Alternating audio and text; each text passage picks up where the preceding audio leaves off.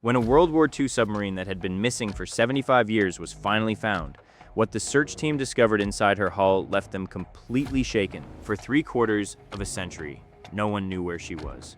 No one knew how her final moments unfolded. Families had grown old wondering. Some had passed away still wondering. Then, in the summer of 2019, the East China Sea gave up a secret it had guarded in silence. And the truth, when it surfaced, was more devastating than any. It was June 5th, 2019. The research vessel RV Petrel carved through the rolling gray waves off the coast of Japan. Her crew on edge, coffee going cold in their hands as the sun climbed higher over the water. Standing at the bow was Tim Taylor, veteran underwater explorer and founder of a mission with one singular goal: find every American submarine still missing from World War II. 52 of them had vanished during the war. One by one, Taylor's team had been finding them, giving names back to wrecks the ocean had swallowed whole.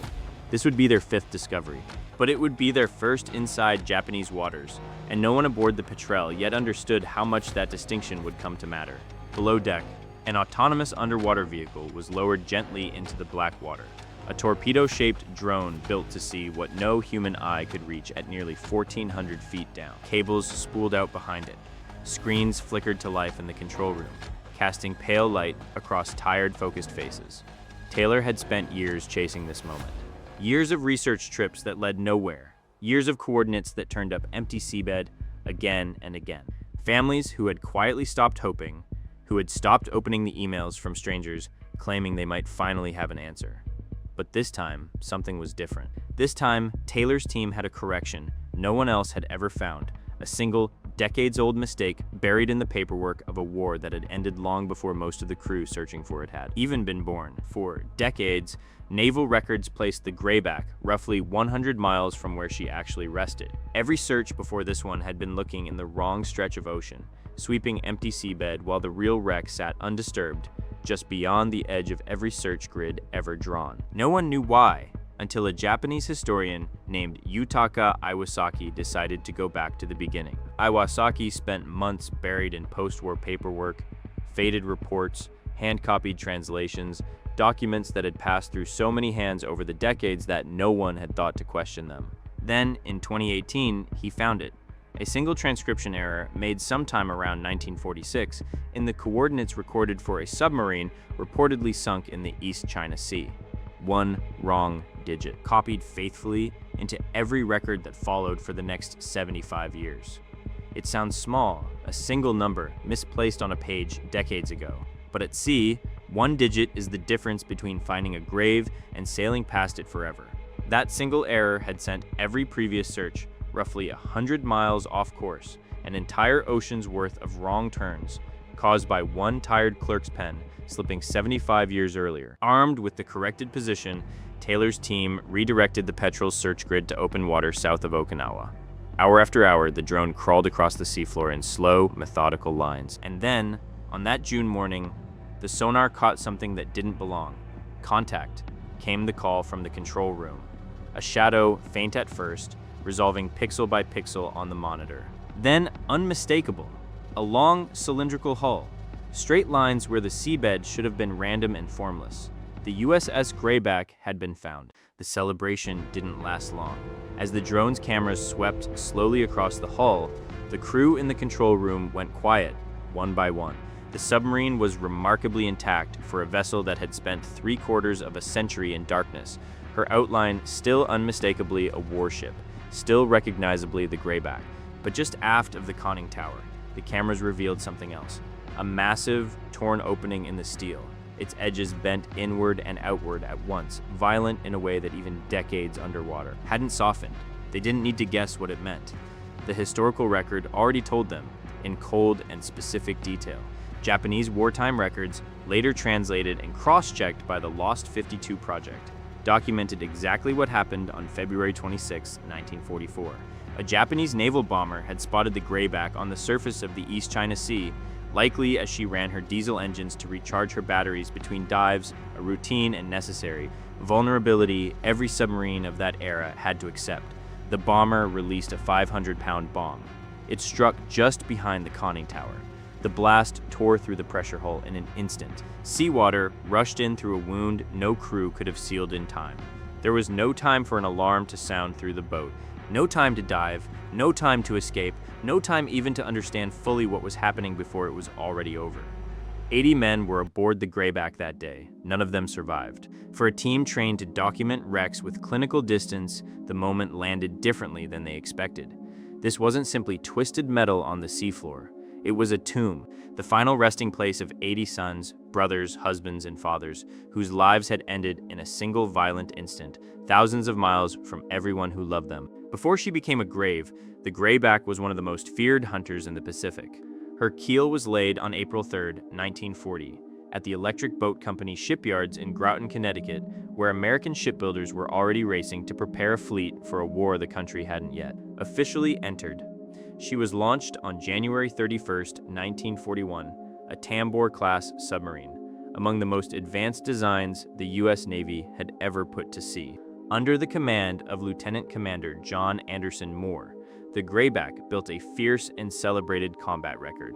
Across 10 war patrols, she sank 14 enemy vessels, sending more than 63,000 tons of enemy shipping to the bottom of the Pacific. In January 1943, her crew did something rarer still, surfacing under real risk of attack to rescue 6 downed American aviators stranded near the Solomon Islands, an act of courage that earned her Commanding Officer the Navy Cross.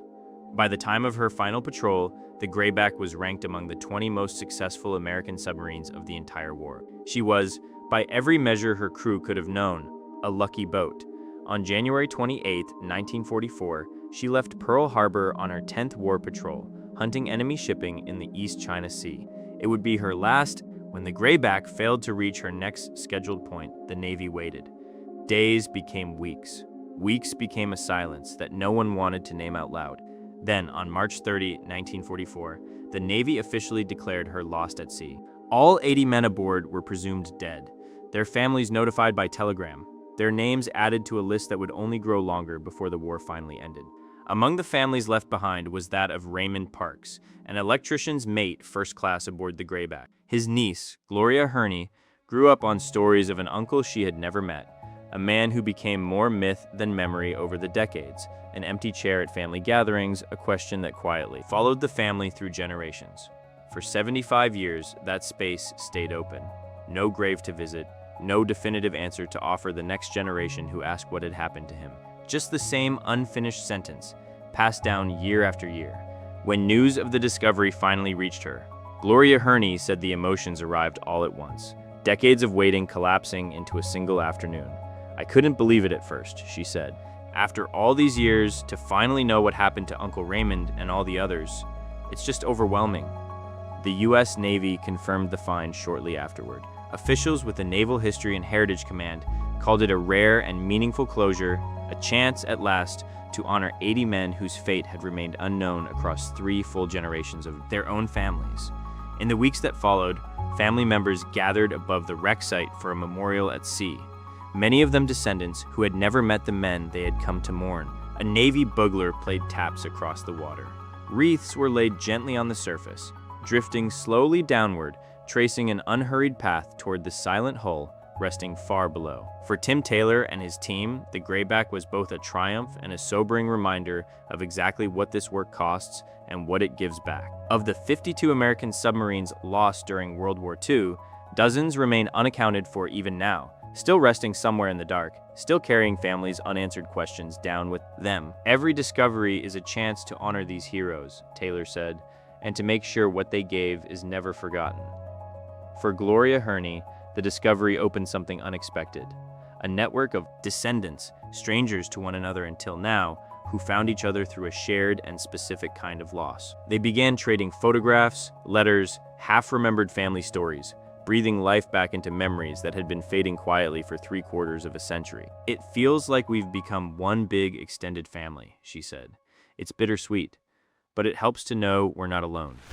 Historians agree the value of a find like this goes well beyond closure. Every sunken warship is, in its own way, a time capsule, a single moment in history, frozen exactly as it happened, preserved by the cold and the dark and the pressure of the deep. The Grayback offers a rare and unfiltered window into Pacific submarine warfare, into the technology of the 1940s, and into the lived daily experience of the men who fought a war most of them could never see, hunting and hiding beneath a surface that gave away nothing. The USS Grayback rests today exactly where she has since February of 1944, a war grave, finally found, finally known, finally at peace after 75 years of silence. Her name is spoken again. Her men are remembered, not as a number on a list of the missing, but as sons and brothers and fathers who left home and never came back. And somewhere in the quiet of the East China Sea, a question that outlived an entire generation has at last been answered. Have you ever waited years for an answer that finally came? Or watched someone in your own family carry a question quietly for decades the way Gloria carried hers? Tell us in the comments. We read every one of them. If this story moved you, hit like so more people can find it. And subscribe, because there are more stories like this one still waiting in the deep, still waiting after all this time to finally be told.